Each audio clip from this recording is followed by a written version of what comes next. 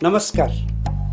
सर्व मंगल मांगल्ये शिवे सर्वार्थ साधके शरण्ये त्र्यंबके गौरी नारायणी नमस्तुते. आपण आता हे आहे एक्सप्रेस भविष्य आणि आपण सुरुवात करू भविष्याला. राशी चक्रातील पहिली रास म्हणजे मेष. बघा हा संपूर्ण आठवडा कसा जाईल हे भविष्य, की पुढे काय होणार आहे, काय घडू नये, प्रिकॉशन घ्यावी त्याच्यासाठी हे भविष्य. तर आपण जाऊ मेष रास. मेष राशीला गणेश धार्जिन आहे. गणेश उपासना आणि हा आठवडा लाभदायक रंग म्हणजे निळा, म्हणून निळं वस्त्र आठवडाभर घालायचंय. बघा काय लाभ होतो, अनुभव घ्या. पित्त प्रकृतीचा थोडासा त्रास संभवतो, पण खाण्यावर मात्र बंधन पाहिजे. शुभ अंक 1, 8, 9 अंक शुभ. सुसंधी तुम्हाला मिळणार, प्रसिद्धी लाभणार. लक्षात ठेवा आणि प्रत्येक गोष्टीत सावध राहायचंय. काय भविष्य आहे बघा. आता आपण दुसरी राशी पाहू, वृषभ. आता वृषभ राशीला हा आठवडा कसा जाईल. या कौटुंबिक जीवनामध्ये समाधान, पण उसनवारी वसूल होणार. पण मात्र ही वृषभ रास विचार फार सेन्सिटिव्ह आहे. विचार चक्र जास्त राहणार. प्रवास योग आहे. या आठवड्यात तुम्ही पिवळं वस्त्र शुभदायक आणि 7 आणि 5 अंक शुभ आहे. पण मात्र विसरू नका तुमचा खर्च या आठवड्यात वाढणारे. वस्तू हरवण्याचा संभव आहे. काय भविष्य आहे बघा. आता आपण दुसरी रास पाहू, मिथुन रास.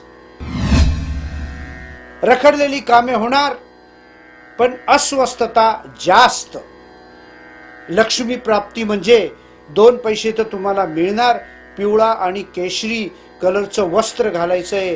हनुमानाचा संकट निवारक मंत्र म्हणायचा आहे, ओम हनुमंताय नमा. बस. प्रवास मात्र नको. प्रवासात अडचणी येणार. आणि 10 आणि 11 हा शुभ. वाहन मात्र सावध. तेलकट पदार्थ या आठवड्यात कमी करावे. कर्क राशीचं वैशिष्ट्य म्हणजे काम करते, पण एखादा शब्द अघोरी लागतो. मैत्री पूर्ण आठवडा जाणारे. 8 आणि 9 हे शुभांक. आणि मात्र विसरू नका, लाल सफेद वस्त्र घालायला विसरायचं नाही. प्रवास तुमचा हा होणारच. या आठवड्यात गुंतवणूक मात्र करा आणि दत्ताचं स्मरण करा. ओम गुरु दत्ताय नमः असं जरी म्हटलं तरी चालेल. कलियुग आहे. विवाहाचे योग, वास्तुयोग ह्या संधी येणार. सिंह रास. या आठवड्यामध्ये जेवढी कामं आहे तेवढी उरकायची सिंह राशीनी. आत्ताच शनीची 7.5 संपली आहे सिंह राशीची. मित्र मैत्रिणी सहकार्य लाभणार, पण मात्र विवाहात अडचणी येणार. प्रवास अजिबात या आठवड्यात शक्यतो टाळायचा आहे. 4 आणि 5 हा अंक शुभ आहे. या आठवड्यात निळे वस्त्र, पण ते फिकं निळं घाला वस्त्र. आणि सफेद वस्त्र सुद्धा शुभदायक. आता कन्या राशीची 7.5 संपते. तूळ, वृश्चिक आणि कन्या या राशींना 7.5 आहे. ही संपत आलेली आहे, म्हणून त्यांना सुयश या आठवड्यात. प्रवासाचा योग, पण मात्र एखादी घटना घडून जाईल, त्याच्यासाठी सावध घ्यायचंय. सावधान.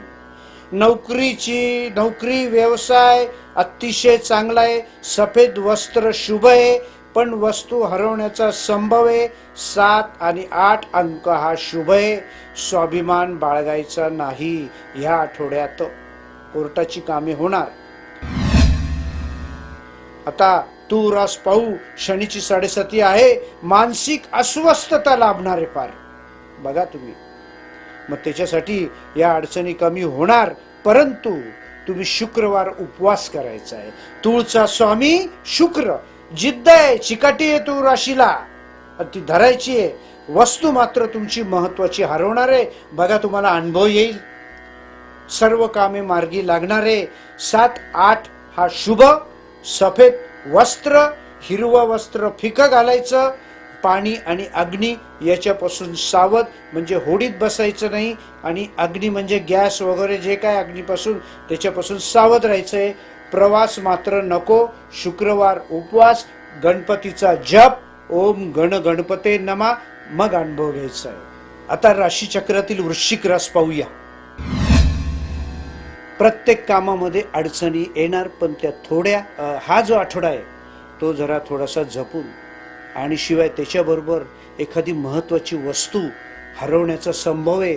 बघा काय भविष्य असतं बघा. आणि तुमचा अंक शुभ म्हणजे 1 नंबर आणि 2. रंग हा सफेद. प्रवास योग या आठवड्यात येणार, विवाह योग येणार, संतती योग येणार, पण अडचणी या राहणार. थोडा किरकोळ वादविवाद होणार, पण आजपासून वृश्चिक राशीने ठरवायचंय, विचार थोडासा कमी करायचा आहे आणि गुरुवारी न विसरता उपवास करायचा आहे. आता आपण पुढच्या राशीवर जाऊ. त्या राशीचं नाव आहे धनु.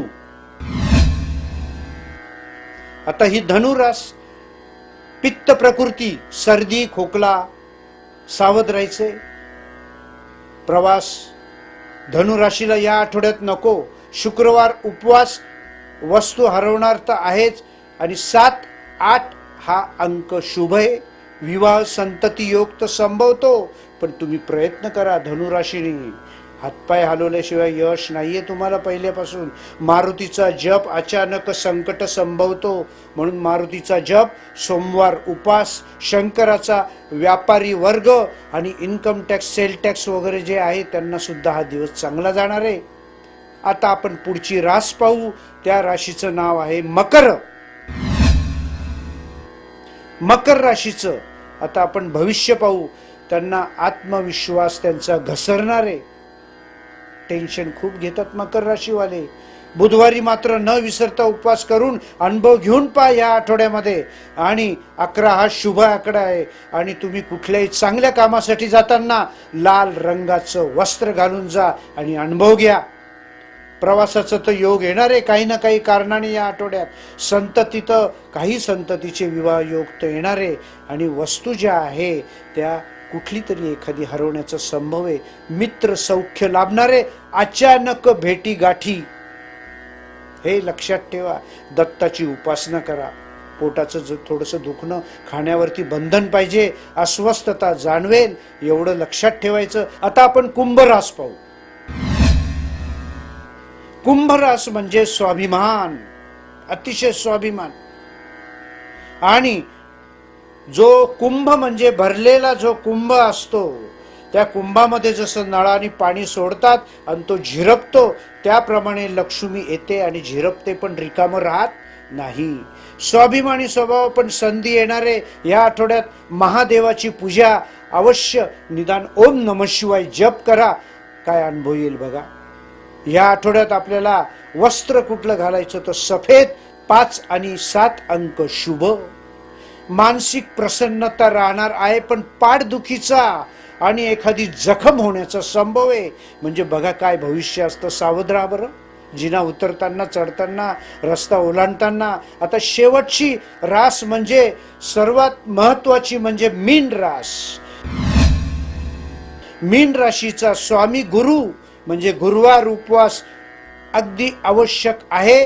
आणि पुष्कराचा खडा, गुरुचा खडा तुम्ही गुरुच्या बोटात घालायचा आहे. 11 शुभ अंक. गणेश मंत्र ओम गण गणपते नमा या आठवड्यात अनुभव घेऊन पहा. पाणी आणि अग्नीपासून सावध. अचानक गाठीभेटी. शेतकरी वर्गाला अतिशय छान, आणि व्यापारी वर्गाला मीन राशीचा आठवडा चांगला जाणार. आणि एवढं लक्षात ठेवा. आपण परत भेटूया, पण एक माझी रिक्वेस्ट म्हणजे विनंती, कोणती अडचण असेल भविष्याबद्दल तर मला फक्त फोन करायला विसरू नका. माझा फोन नंबर दिलेला आहे. बस, परत आपण भेटूया. नमस्कार.